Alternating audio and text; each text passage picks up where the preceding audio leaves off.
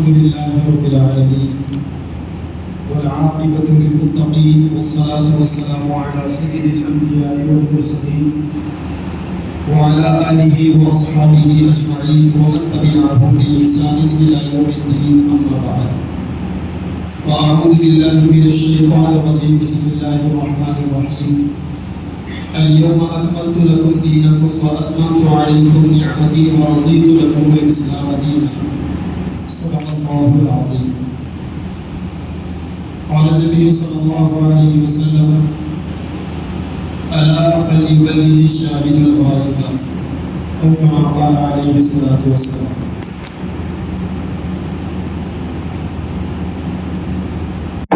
इस दुनिया के सबसे पहले इंसान और सबसे पहले नबी सैयदना आदम अलैहिस्सलातु वस्सलाम थे। हज़रत आदम अलैहिस्सलातु वस्सलाम का ज़माना 8000 साल पुराना ज़माना है। पिछले 8000 सालों में इस दुनिया के अंदर बहुत सी कौमें पैदा हुई, बहुत सी जमातें बनी, बहुत से लीडर आए और दुनिया से चले गए, और ये सिलसिला क़यामत तक चलता रहेगा। दुनिया जब तक कायम रहेगी ये सिलसिला चलता रहेगा। जितने लीडर आए उन्होंने अपने हल्के के हद तक की बात की। दुनिया में जितनी जमातें बनी, जमातों ने अपने लोगों को फ़ायदा पहुंचाने की बात की। दुनिया में और जितने मज़हब आए, उन मज़हब के बड़े लोगों ने अपने लोगों को फ़ायदा पहुंचाने और महफूज करने की गुफ्तगू की। लेकिन आज से 1436 साल पहले, 14 सदियाँ पहले, इस दुनिया की तारीख़ के अंदर इन्हीं दिनों में, हज के अय्याम में, मैदान अरफ़ात में एक ऐसी तकरीर हुई थी जिस तकरीर ने पूरी दुनिया के लोगों के हक़ की बात की। उस तकरीर को अल्लाह के नबी सल्लल्लाहु अलैहि वसल्लम का हज्जतुल विदा का खिताब कहा जाता है। सरकार दो आलम सल्लल्लाहु अलैहि वसल्लम ने अपने इंतकाल से चंद महीने पहले हज अदा किया और 1 लाख सहाबाई किराम आपके साथ में हज करने वाले थे। उन 1 लाख सहाबाई किराम की मौजूदगी में आपने कुछ बातें इरशाद फरमाई, जिन बातों को इंसानी हकूक़ का सबसे बड़ा चैप्टर कहा जाता है। और उस खुतबे की सबसे बड़ी खुसूसियत ये थी कि अल्लाह के नबी सल्लल्लाहु अलैहि वसल्लम ने सिर्फ़ उसमें अपनों की बात नहीं की, उन्होंने सबके हुकूक़ की बात की। सिर्फ़ मुसलमानों की बात उन्होंने नहीं की, उन्होंने सारे इंसानों को मुखातब करते हुए अपनी गुफ्तगू का आगाज़ किया। चुनांचे जब अल्लाह के नबी खुतबा देने के लिए खड़े हुए तो आपने सबसे पहले फरमाया, या अय्युहन्नास इस्मऊ कौली, ऐ लोगों मेरी बात सुनो। आपने ये नहीं कहा कि ऐ मेरे ईमान वाले उम्मतियों, ये नहीं कहा, ऐ लोगों कहा आपने। यानी आपका ये खिताब वहाँ मौजूद 1 लाख सहाबा के लिए भी था और क़यामत तक आने वाले तमाम इंसानों के लिए भी है। अल्लाह के नबी सल्लल्लाहु अलैहि वसल्लम के उस खुतबे के अंदर क़यामत तक आने वाले इंसानों की भलाई की बातें, अगर लोग सिर्फ़ उस एक चैप्टर के ऊपर अमल कर लें तो बहुत बड़ा भला होगा, पूरी इंसानियत का भला होगा। चुनांचे आपने फरमाया, ऐ लोगों मेरी बात सुनो, और फिर ये बताया कि आइंदा ऐसा मौका मिले या न मिले, क्योंकि अल्लाह के नबी सल्लल्लाहु अलैहि वसल्लम ने इस बात को समझ लिया था कि अल्लाह ताला ने मुझे दीन की तकमील के लिए दुनिया में भेजा था, दीन मुकम्मल हो गया और अब बहुत जल्द मेरे दुनिया से जाने का भी वक्त करीब है। और मैदान अरफात के अंदर अल्लाह के नबी के साथ हज करने के लिए 1 लाख सहाबा जमा हुए थे। तो उस ज़माने के हिसाब से 1 लाख लोग दूसरे किसी जगह पर जमा होना बहुत जल्दी मुमकिन भी नहीं था। तो अल्लाह के नबी ने ये इरशाद फरमाया कि मेरी बात सुनो, आइंदा फिर इस तरीक़े की मजलिस हो या ना हो। सहाबा मुतवज्जे हो गए अल्लाह के नबी की तरफ कि क्या फरमा रहे हैं। और सहाबा का हाल ऐसा था, आपने बहुत दफ़ा सुना होगा, जब अल्लाह के नबी की मजलिस में बैठते या अल्लाह के नबी के इरशादात को सुनते तो ऐसा मुतवज्जे होते जैसा कोई पत्थर है। पत्थर में हरकत नहीं होती, सहाबा भी हरकत नहीं करते थे, पूरे तौर पर मुतवज्जे हो जाते थे। अल्लाह के नबी ने फरमाया इधर मुतवज्जे हो जाओ, सहाबा पूरे के पूरे मुतवज्जे हो गए।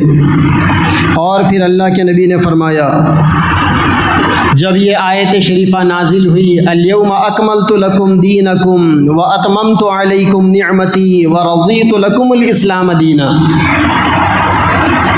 जिसमें अल्लाह ताला ने बताया कि ए नबी, हमने आपके दीन को मुकम्मल कर दिया।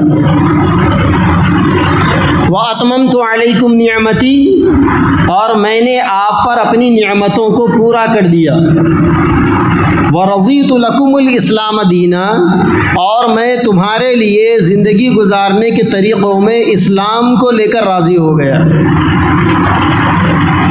जिस वक़्त ये आयत शरीफा नाजिल हुई,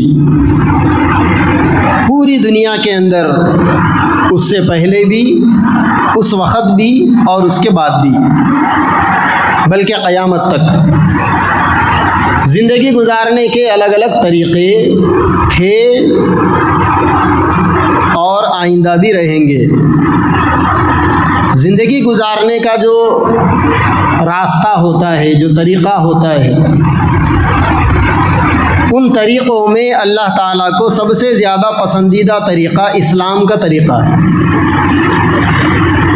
जिस वक़्त अल्लाह ने ये आयत शरीफा नाजिल फरमाई, दुनिया के नक्शे में और भी बहुत सारे मज़हब के मानने वाले थे, लेकिन अल्लाह ताला ने तमाम मज़हबों को छोड़कर इस्लाम को पसंद किया अल्लाह ने, और अपने नबी से कहा कि हमने आपके लिए इस्लाम को पसंद किया। व रज़ीतु लकुमुल इस्लाम दीना, अब आप और आपकी उम्मत अपने ज़िंदगी गुजारने में इस्लाम के साथ में चले। इस्लाम किस चीज़ का नाम है? इस्लाम कहते हैं सरेंडर कर देने को, अपने आप को हवाले कर देने का नाम इस्लाम है। अपने आप को किसी के सुपुर्द कर देने का नाम इस्लाम है, जिसे अल्लाह ताला पसंद करते हैं। नमाज एक इबादत है इस्लाम में। नमाज में सरेंडर करने के बहुत सारे एक्शंस की नकल मिलती है। हाथ बनकर खड़ा होना सरेंडर करने का एक तरीक़ा है। किसी के सामने झुक जाना अपने आप को सरेंडर करने का एक तरीक़ा है। अपनी पेशानी सामने वाले के कदमों में डाल देना, ये एक तरीक़ा है सरेंडर करने का। 2 पैरों पर घुटनों के बल अदब से बैठ जाना, ये एक तरीक़ा है सरेंडर करने का। अपनी निगाहों को नीची कर लेना, ये एक तरीक़ा है सरेंडर करने का। बंदा नमाज के अंदर अपने आप को अल्लाह ताला के सामने सरेंडर कर देता है। जैसे नमाज में बहुत सारे एक्शंस, बहुत सारे अरकान अपने आप को अल्लाह के सामने डाल देने वाले, अल्लाह के हवाले कर देने वाले हमें समझ में आते हैं, ऐसे ही दीन इस्लाम के अंदर बहुत सारे अमाल है जो बंदे को अल्लाह के सामने अपने आप को डाल देना बताते हैं। बंदा हज करने के लिए जाता है, अपने मर्ज़ी के कपड़े नहीं पहन सकता, अपनी मर्ज़ी की चप्पल नहीं पहन सकता, अपने मर्जी से सर में तेल नहीं लगा सकता, बालों में कंघी नहीं कर सकता। एहराम की हालत में बंदा अपनी मर्जी से खुशबू नहीं लगा सकता, अपनी बीवी के करीब नहीं जा सकता। जितने जायज़ काम बंदे के लिए आम हालतों में होते हैं, एहराम की कंडीशनों में उनके ऊपर बैंड लग जाता है। गोया एक एतबार से बंदा अपने आप को अल्लाह के सामने सरेंडर कर देता है। तुम जो बोलेंगे वो खाएंगे, तुम जो पहनने के लिए बोलेंगे वो पहनेंगे, तुम जो करने के लिए कहोगे वो करेंगे, ये कहता है बंदा अपनी हालत से, एहराम की हालत। ज़कात देना है, अपनी मर्जी से आदमी दे नहीं सकता। पूरे दीन का खुलासा ये है कि आदमी इस्लाम में अपनी मर्जी को नहीं चला सकता, मर्जी सिर्फ अल्लाह की चलेंगी और तरीक़ा सिर्फ नबी का चलेगा, जो अल्लाह तबारक व तआला ने अप्रूवल कर दिया, जिसकी अल्लाह ने मंजूरी दे दी। हम जो कलिमा पढ़ते हैं ला इलाहा इल्लल्लाह, क्या मतलब है इसका? अल्लाह के अलावा कोई खुदा नहीं। जब अल्लाह के अलावा कोई खुदा नहीं, हमने इस बात को मान लिया, तो उस खुदा की मर्ज़ी के तरीक़ों को मानने का नाम मुहम्मदुर रसूलुल्लाह है, जो कलमे का दूसरा हिस्सा। मुहम्मदुर रसूलुल्लाह में क्या है? पहले बोल में ला इलाहा इल्लल्लाह में तुमने जिस अल्लाह को माना, उस अल्लाह की मर्ज़ी को ढूंढने का तुम्हें रास्ता मुहम्मदुर रसूलुल्लाह में मिलेगा। ये मतलब है कलीमे का, ला इलाहा इल्लल्लाह मुहम्मदुर रसूलुल्लाह। और उस नबी की ज़िंदगी में हमें जो सबसे बड़ी चीज़ मिलती है, इस्लाम। इसीलिए गुज़िश्ता जुमा में सय्यदना इब्राहीम अलैहिस्सलाम की दुआ के ऊपर बड़ी तफसील से बात हुई। हज़रत इब्राहीम अलैहिस्सलाम की एक दुआ थी, रब्बना वजअलना मुस्लिमैनि लक व मिन ज़ुर्रिय्यतिना उम्मतन मुस्लिमतन लक। ऐ अल्लाह, मुझे और मेरी औलाद को मुसलमान बना दे, और मुझे और मेरी औलाद को तेरा फरमाबरदार बना दे। सारी ज़िंदगी हज़रत इब्राहीम अलैहिस्सलाम की फरमाबरदारी में ही गुजर गई थी। उन्होंने अपनी औलाद को अल्लाह का ही फरमाबरदार बनाया था। फिर भी अल्लाह ताला से ये मांग रहे हैं कि अल्लाह मेरे बच्चों को मुसलमान बना, मुझे मुसलमान बना। क्योंकि दुनिया के अंदर सबसे बड़ी ज़िंदगी, सबसे अच्छी ज़िंदगी मुसलमान बनकर रहना है। कोई इसे माने या ना माने फ़र्क नहीं पड़ता, मगर है यही तयशुदा बात। क्योंकि मुसलमान अल्लाह की फरमा बरदारी वाली ज़िंदगी जीता है, और ये निअमत, ये बशारत अल्लाह ताला ने हज्जतुल विदा के मौके पर हज़रत जिब्रील अमीन के ज़रिए से सरकार दो आलम सल्लल्लाहु अलैहि वसल्लम पर वही भेज कर, और ये कहा कि वरज़ीतु लकुमुल इस्लाम दीना, कि अल्लाह ने तुम्हारे लिए ज़िंदगी गुजारने के तरीक़ों में इस्लाम को पसंद कर लिया, अब इस्लाम के जैसी ज़िंदगी गुजारो। हज्जतुल विदा का जो अल्लाह के नबी ने खुतबा इरशाद फरमाया, पहली बात। दूसरी बात, आपने इक्वालिटी के बारे में बताया, बराबरी के बारे में, मुसावात का दर्स दिया। पूरी दुनिया के अंदर जिस ज़माने के अंदर भी आप देखेंगे, जुल्म किसी ना किसी दर्जे में सर चढ़कर बोलता रहा। क्योंकि दुनिया में बाज़ ताकतवर इंसान ये चाहते रहे कि हम अपनी ताकत के बलबूते पर ऐसे कानून बनाएंगे जिन कानूनों का ग़ुलाम कमज़ोर लोगों को बनाएंगे। कहावत मशहूर है, समंदर में बड़ी मछली छोटी मछलियों को खा जाती है। तो पहले कहावत सुनते थे, अब तो यूट्यूब पर बाज़ाब्ता वो मंजर भी देखने को मिलता है। ये बड़ा मुंह खोलकर बैठती है बड़ी मछली, बहुत सी हज़ारों छोटी मछलियाँ आती है, वो मुंह बंद कर लेती है। ताकतवर कमज़ोरों को खा जाना, ये दुनिया की तारीख़ में एक इस्तिलाह चल पड़ी थी पिछले ज़माने में। और हम जिस मुल्क के अंदर रहते हैं, हमारी ये मुल्क की तारीख़ तो इंसानों पर जुल्म में पूरी दुनिया में सबसे बदतरीन तारीख़ रखती है।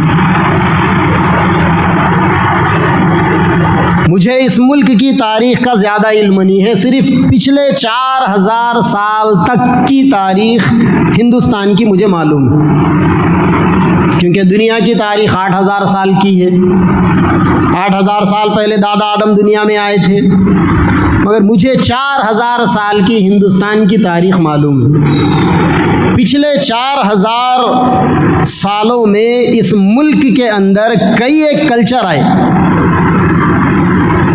वरना कल्चर आया था एक इस मुल्क में, हिस्ट्री में आपने पढ़ा होगा। हड़प्पा कल्चर आया था एक इस मुल्क में, हिस्ट्री में आपने पढ़ा होगा। नालंदा कल्चर आया था एक इस मुल्क में, पढ़ा होगा आपने। कई कल्चर हैं। आज़ादी से बहुत पहले बहिष्कर मूवमेंट चला था, एक अंबेडकर समाज के लोगों ने चलाया था। सत्या शोधक समाज नाम से एक मूवमेंट चला था। गौतम बुद्ध के नाम से 2000 साल पहले एक मूवमेंट चला था इस मुल्क में। क्यों चला था, उसके रीजंस क्या थे, उनकी बुनियादें क्या थी, पढ़ने की ज़रूरत है। दिमाग पूरा चटियल मैदान है लोगों का, कुछ हम आता जाता ही नहीं, लोगों को मालूम ही नहीं कुछ। छोटे बच्चों से ज़्यादा दिमाग की हालत हो गई बड़े बड़े लोगों की। मोटी मोटी बातें समझने के लिए तैयार नहीं। जब दिमाग को इस्तेमाल ही नहीं करेगा आदमी तो समझेगा कैसा।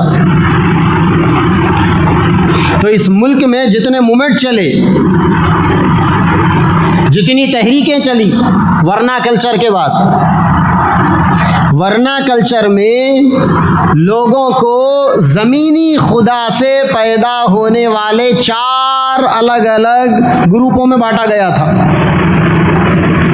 आसमानी खुदा की बात नहीं, अल्लाह सुब्हानहू व तआला की बात नहीं।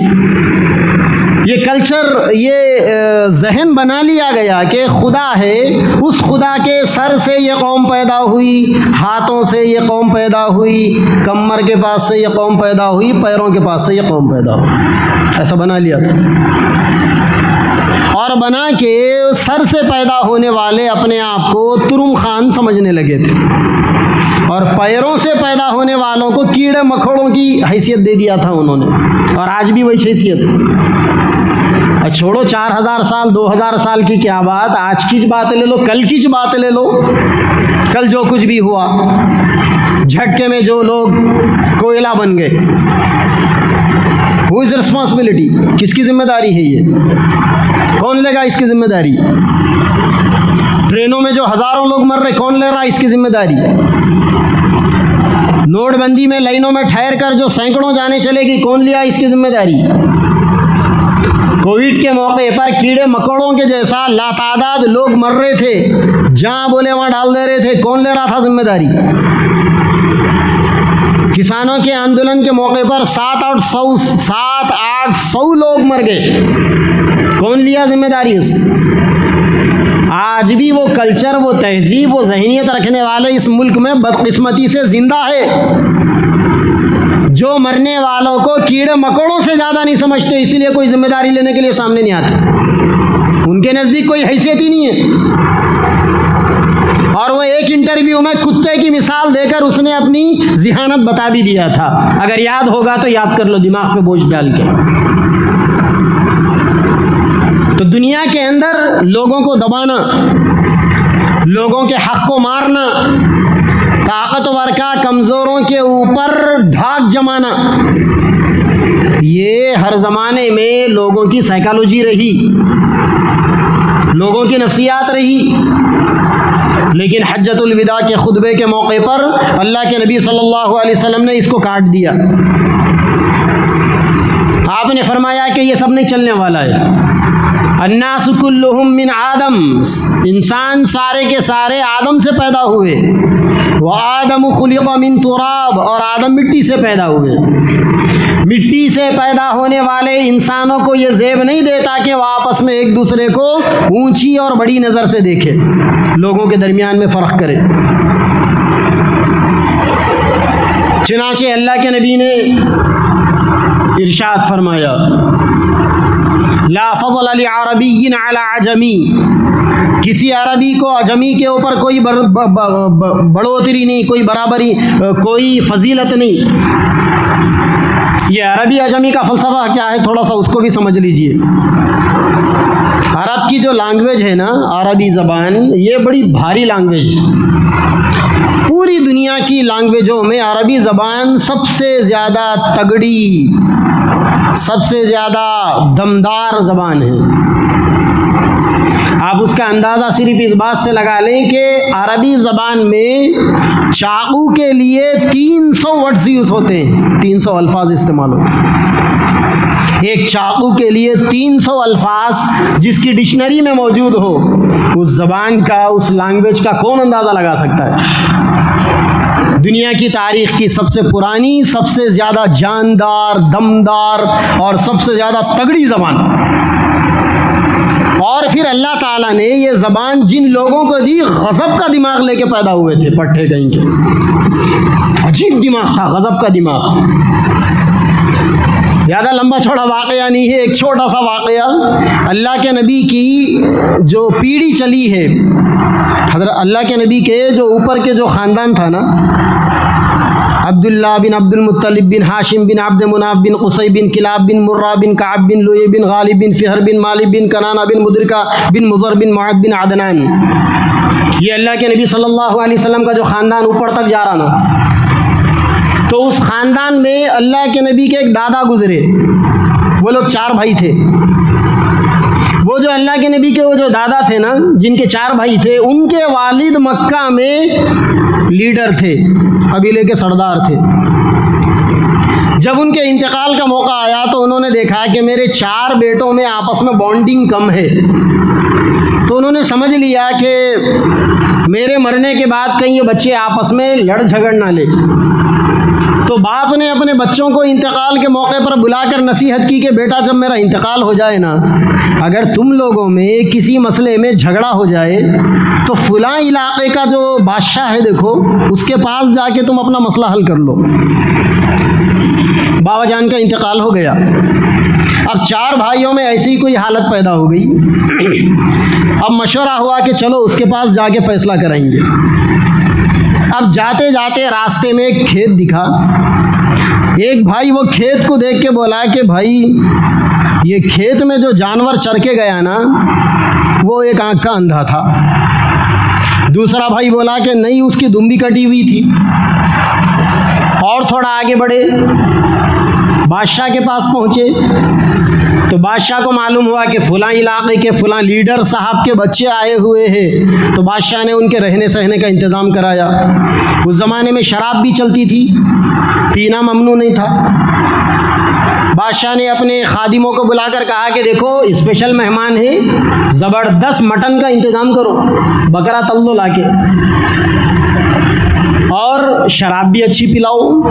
चुनाचे डिनर में उनके लिए ज़बरदस्त बकरे का इंतज़ाम किया गया और उनके लिए अच्छी खासी शराब का इंतज़ाम किया गया। और बादशाह ने ये कहा कि कल सुबह में हम नाश्ते में भी लेंगे, आज तुम लोग थके हुए हैं, खा पी के आराम करो।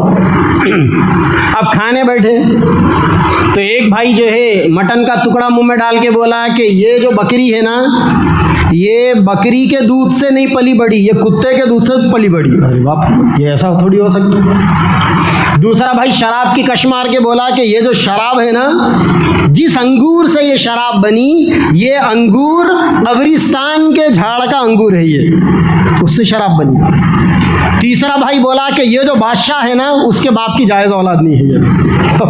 क्या है ये? वहाँ जो है जानवर, खेत को देख के जानवर की जन्म कुंडली निकाल दिए, यहाँ आके मटन मुंह में डाल रहे हैं तो बकरे की जन्म कुंडली आ रही, शराब मुंह में डाल रहे हैं तो कौन से अंगूर से बनी उसकी जन्म कुंडली आ रही। और बादशाह दस्तरखान पे आके नहीं बैठ के खाया तो भाई बोल दिया कि ये बादशाह इसके बाप की जायज़ औलाद नहीं है। अब दूसरे दिन बादशाह के सामने ये बात आई, बादशाह लाल पीला हो गया, रखो मारो इनको। उन्होंने कहा कि बादशाह इंक्वायरी कर लो, अगर हम गलत है तो मार दो, क्या फ़र्क पड़ने वाला है, मरेंगे, वैसा भी मरना है जाके, ऐसा भी मरना। तो बादशाह पहले अपनी अम्मा जान के पास गया, जाके पूछा कि ये असल मामला क्या है, ये लोग मेरे को हरामी बोल रहे हैं और पहली मुलाकात में बोल रही। तो अम्मा जान बड़े इसरार के बाद बेटे के रोते हुए कहने लगी कि हाँ बेटा, तेरा बाप बादशाह था मगर नामर्द था, मुझसे कोई औलाद पैदा नहीं कर सकता था। तेरे बाप को ये ख्वाहिश पैदा हुई कि ये बादशाहत, ये मुल्क मेरे बाद मेरी औलाद में होना, तो तेरे बाप ने मर्जी से मुझे दूसरे के पास जाने पर मजबूर कर दिया। तो हराम की औलाद है। कंफर्म हो गया बादशाह को कि मैं हराम की औलाद हूँ। अब ये बकरी का, ये शराब का क्या चक्कर था? शराब बनाने वाले को पूछा कि मियाँ तू ये असल शराब लाया कहाँ से? तो उन बोला कि साहब आप इमरजेंसी में बोले ना, अंगूर के बाग आबादी से बहुत दूर है, आपके स्पेशल मेहमान है। मैं देखा बाजू में आबादी में कब्रिस्तान में अंगूर के झाड़ थे, वहाँ से अंगूर ला के उसकी शराब बना के पिला दिया। बोले धनगर को बुला के पूछा मटन वाले को कि मियाँ ये बकरी का क्या चक्कर है? बोले कि साहब जिस वक्त ये बकरी का बच्चा पैदा हुआ था ना, ये बच्चा पैदा होते ही वो बकरी मर गई उसकी अम्मा, तो मेरे पास मंदे में कुतिया के भी बच्चे थे, तो ये बकरी का बच्चा वही कुत्ती के दूध पी पी के पला बड़ा हुआ। बादशाह बोला ये पूरी बातें सही निकल रही इन लोगों की, मगर ये नए लोग ये सब पहचाने कैसा? फिर वो एक खेत का मसला भी था, तो खेत के मसले के अंदर भी खेत वाले को बुला के पूछे, तो खेत वाला बोला कि हाँ बादशाह बात सही है, मेरा जो जानवर है ना, जो ऊँट है मेरा, वो ऊँट एक आँख का अंधा है और उसकी दुम कटी हुई है, बात सही है। 4 भाइयों के 4 अंदाजे बिल्कुल सही।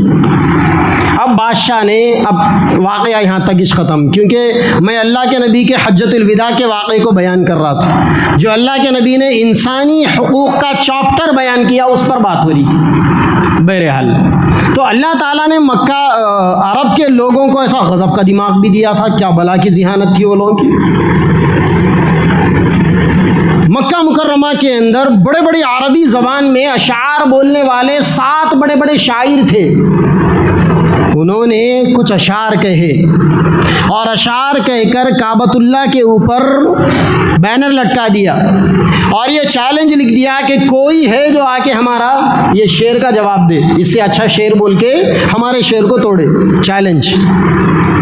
ऐसे 7 बड़े बड़े शायर थे। अरबी ज़बान में उन्हें सबा मुअल्लक़ा कहा जाता है। मुअल्लक़ा का मतलब लटके हुए, सबा का मतलब 7। वो 7 बड़े बड़े बैनर काबतुल्लाह पे लटके हुए। चैलेंज था साल हा साल से, आओ आके हमारे जैसे ही शायरी बोल के हमारी ज़बान का मुकाबला करके टक्कर दिखाओ। जब कुरान मजीद की सबसे छोटी सूरत नाजिल हुई, इन्ना आतैना कल कौसर फसल्लि लिरब्बिका वनहर इन्ना शानियका हुवल अब्तर, तो हज़रत उमर रज़ी अल्लाह ताला अन्हु जाके वो 7 बैनरों के नीचे ये एक आयत लिख के आ गए, ये एक सूरत लिख के आ गए। तो पूरे मक्का के अंदर जलजला आ गया, तूफान मच गया, एक वबाल आ गया लोगों के दरमियान। ये कैसा हो सकता है? यानी अरबी ज़बान में ग्रामेटिकली जो बारीकियां हो सकती और जो पिछले कई सालों से जो चैलेंज थे, ये 7 बैनर, उन 7 बैनरों में जो ग्रामेटिकली जो बारीकियां हैं उसको चैलेंज देने वाली ये छोटी सी सूरत कैसे हो सकती है? फिर उसके बाद उन्हीं में से एक आदमी ने आकर मक्का के उसके नीचे लिख दिया, मा हादा कलामुल बशर, ये इंसानी कलाम तो नहीं हो सकता ये। यानी उनको मानना पड़ा कि ये कुरान की आयत है, अल्लाह के बोल है ये। बहरहाल तो वहाँ उस सरजमीन में अरबी लोग जो ज़बान में माहिर थे, अजमी लोगों को कुछ भी नहीं गिनते थे, वो लोग घटिया थे उनके लिए। और काले गोरे की भी फीलिंग थी वहाँ पर। काले गोरे की फीलिंग आज हमारे मुल्क में ही नहीं चलती, अमेरिका में भी बहुत काले गोरे की फीलिंग। शायद आपने तारीख में पढ़ा होगा, 400 साल पहले जब अमेरिका को ईजाद किया गया तो वहाँ पर 1.5 करोड़ रेड इंडियंस को पहले मारा गया। वहाँ पर ये कौम थी वहाँ पर जो अमेरिका की असल नेशनलिटी, असल वहाँ के बाशिंदे, 1.5 करोड़ लोगों को मारकर एक मुल्क को बसाया गया। पूरी दुनिया में अमन का ढंढोरा पीटने वाला अमेरिका, उसकी बुनियादों के अंदर 1.5 करोड़ कालों का खून शामिल है। उनकी लाशों के ऊपर बना गया ये अमेरिका है और आज भी वहाँ पर काले गोरे का चलते रहता है। कालों के लिए अलग कानून है, गोरों के लिए अलग कानून है, बस्तियां अलग हैं उनके वास्ते। आपके इस मुल्क के अंदर ही नहीं है ये छोटी जात बड़ी जात का खेल, दुनिया के और मुल्कों के अंदर भी। तो अल्लाह के नबी सल्लल्लाहु अलैहि वसल्लम ने क्या किया? इक्वालिटी की बुनियाद रखी आपने जात पात के निज़ाम को ख़त्म कर दिया। रंगों की बुनियाद पर एक दूसरे पर फ़ख्र करने की सोच को आपने ख़त्म कर दिया। ज़बान की बुनियाद पर एक दूसरे पर नाज करने की फीलिंग को दफन कर दिया आपने। और आपने फरमाया अला ला फ़ज़ल लि अरबिय्यिन अला अजमी, किसी अरबी इंसान को अजमी इंसान पर, वला लि अजमिय्यिन अला अरबी, और न किसी अजमी इंसान को अरबी इंसान पर, वला लि अबयज़ अला अस्वदा, और न किसी गोरे को काले पर, और न किसी काले को गोरे पर, और न किसी सुर्ख रंग वाले को दूसरे पर या दूसरों को उस पर, किसी को कोई फजीलत नहीं, सब बराबर है। अल्लाह के नबी ने पूरी दुनिया के इंसानों के लिए एक चैप्टर बनाया हज्जतुल विदा के मौके पर, और आपने बताया कि सब बराबर है, कोई बराबरी नहीं, कोई बराबरी नहीं। हाँ, बराबरी कहाँ हो सकती? सब बराबर है, कोई कम ज़्यादा नहीं। कम ज़्यादा कहाँ हो सकता है? आपने फरमाया इल्ला बित्तक़वा, तक़वे की बुनियाद पर। जिस आदमी में जितना अल्लाह का डर होगा, खौफ होगा, जितना आखिरत की ज़िंदगी का इस्तेहज़ार होगा, जितना वो अपनी ज़िंदगी को बच बचा कर गुजारेगा, तक़वा जिस आदमी में जितना ज़्यादा होगा, वही तक़वा उसको दूसरे लोगों पर मर्तबे को बढ़ा देगा, उसके बगैर नहीं। आज हमारे मुल्क में ज़ात बिरादरी के निज़ाम को ख़त्म करने वाले नबी के मानने वालों के बीच में, मुसलमानों के बीच में हमारा ये छिछोरा मेन स्ट्रीम मीडिया मुसलमानों में फूट पैदा करने के लिए, मुसलमानों के आपसी ख़ानदानी और मजहबी निज़ाम, आपसी ताल्लुकात के निज़ाम को खोखला बताने के लिए कैसे झूठ का सहारा ले रहा, प्रोपेगेंडा किया जा रहा सोशल मीडिया पर, मीडिया चैनलों पर, न्यूज़ चैनलों पर, जाहिलों को बिठा कर डिबेट्स करवा कर क्या बोलकर कि मुसलमानों में भी 4 अलग अलग ज़ातें हैं, एक अशराफ है, एक अर्जल है, एक फलां है, एक फलां है, बैंगन है, टमाटे है, कुछ भी नहीं है यहाँ। वो 4 अलग अलग ज़ातें तुम्हारे पास। वो तुम्हारा तसव्वुर है कि कोई ज़ात सर से पैदा हुई, कोई हाथों से पैदा हुई, कोई कमर से पैदा हुई, कोई पैरों से पैदा हुई। मुसलमान सबको दादा आदम से पैदा होने वाला समझता है। मुसलमानों के पास कोई ज़ात बिरादरी का निज़ाम नहीं है। लेकिन ये भी एक हकीकत है कि नॉर्थ इंडिया के बाज़ इलाके ऐसे हैं जहाँ आज भी मुसलमानों में ये फीलिंग्स मौजूद है। वहाँ अंसारी एक बिरादरी है, वो दूसरों को ना अपनी बेटी देना पसंद करते हैं, ना दूसरों की बेटी करना पसंद करते हैं। और हमारे इलाके में भी बाज़ अनपढ़ मुसलमान हैं जो नूर बाफ या नूर बादशाह या लदाफ जो भी नाम है उनको मुसलमान नहीं समझते। ये आपके विमलावाड़े के इलाके के अंदर कादियानी आ गया था एक ज़माने में। हमारे उलमा किराम गए यहाँ से, जाके वहाँ बस्ती में पता चला कि यहाँ कादियानी आया, तो हमारे उलमा जाके वहाँ एक हिंदू भाई से मिल के बोले कि यहाँ मुसलमान है क्या? बोले हाँ है, ज़रा मिला दो। बोले तो बोले वो चाय का जो ठेला है ना वो मुसलमान का है। गए ये उलमा वो मुसलमान से मिलने, पूछे भाई यहाँ पर मुसलमान कितने हैं? उन बोला 5 घर हैं मुसलमानों के। वो हिंदू से पूछे तो उन बोला 60 घर हैं मुसलमानों की। इससे पूछे तो इन बोल रहा 5 घर हैं। अब ये उलमा परेशान हो गए कि भाई ये क्या बात, हिंदू से पूछ रहे हैं तो बोल रहा 60 मुसलमान रहते हैं, और एक मुसलमान से पूछे तो बोल रहा 5 मुसलमान है। थोड़ा सा और ज़रा खोद के पूछे उससे तो बोला नहीं, लदाफा 55 है, मुसलमाना 5। ओहो, तो इसका मतलब ना इन्हों उनको मुसलमान समझ रहे ना उन्हों इनको मुसलमान। ये क्या मुसीबत है ये। इस्लाम में कोई ऊंच नीच नहीं, सब अपने, बल्कि बाज़ चीज़ों में हमसे ज़्यादा अच्छे हैं वो लोग, उनकी खूबियाँ, उनके कमालात। अब वो देहातों में रहते रहते, उनकी ज़बान बोलते बोलते, उनके कल्चर में रहते रहते, चलते चलते बहुत सी खराबियाँ आई, अपने अंदर नहीं आई। हज़रत मौलाना अली मियाँ नदवी रहमतुल्लाहि अलैह इस हिंदुस्तान के बड़े आलिम दीन गुज़रे, all India Muslim personal law board के सदर थे और बड़े अल्लाह वाले प्यारे नबी के ख़ानदान के। अपने ज़माने में पूरी दुनिया में लोग उनकी इज़्ज़त करते थे, बड़े बड़े बादशाह उनके सामने सरेंडर हो जाते थे, झुक जाते थे अदब से। उनका बड़ी नॉलेज थी, उनको बड़ी स्टडी थी उनकी, बड़ा रिसर्च था उनका हिंदुस्तानी मुसलमानों के ऊपर और पूरी दुनिया की इस्लामिक तारीख़ के ऊपर, हिस्ट्री के ऊपर, कौमों के ऊंचा उठने और नीचा गिरने के ऊपर बड़ा अच्छा उनको नॉलेज था।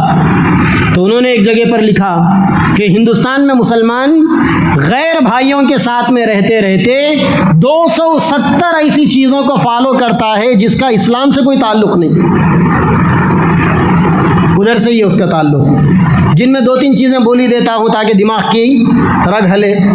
घरों में हमारी जो औरतें चहने पर चैन पहनती ना, ये इस्लामिक कल्चर नहीं है, इस्लामिक कल्चर पाजेब का है। दोनों में क्या फ़र्क है? दोनों में फ़र्क ये है कि पाजेब में आवाज़ नहीं होती, चैन में घुंघरू होते हैं, आवाज़ देते हैं। ये घुंघरू जभी भी बजता है हमारी बच्चियों और हमारी औरतों के पैरों में शैतान डांस करता है। जिस घर में ये चैन बजते हैं उस घर में रहमत के फरिश्ते नहीं आते। साड़ी का जो कल्चर है ये इस्लामिक लिबास नहीं है, ये कल्चर उधर से आया हुआ है। यहाँ तो कुर्ता पैजामा का कल्चर है, बहुत सी चीज़ें हैं।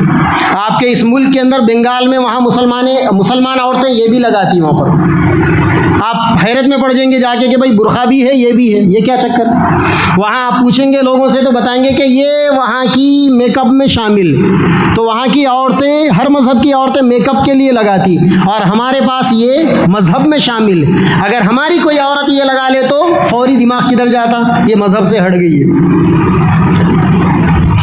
अल्लाह के नबी सल्लल्लाहु अलैहि वसल्लम ने क्या ख़त्म किया हज्जतुल विदा के मौके पर? आपने ज़ात पात के निज़ाम को ख़त्म कर दिया, दुनिया की चीज़ों को देखकर एक दूसरे पर फ़ख्र करने के निज़ाम को ख़त्म कर दिया। ऐसी और भी बहुत सारी चीज़ें हैं, बहुत सारे प्रिंसिपल्स हैं जो हज्जतुल विदा के मौके पर अल्लाह के नबी सल्लल्लाहु अलैहि वसल्लम ने इरशाद फरमाए हैं। आज के हद तक इतना ही, वक्त ख़त्म हो गया। अगर ज़िंदगी बाकी होगी तो अगले जुमा में आगे की बातें आएगी। अल्लाह ताला मुझे और आपको और सारी उम्मत मुहम्मदिया को इल्म सही और अमल साले की तौफीक अता फरमाए। व आखिर दावाना अनिल हम्दुलिल्लाहि रब्बिल आलमीन।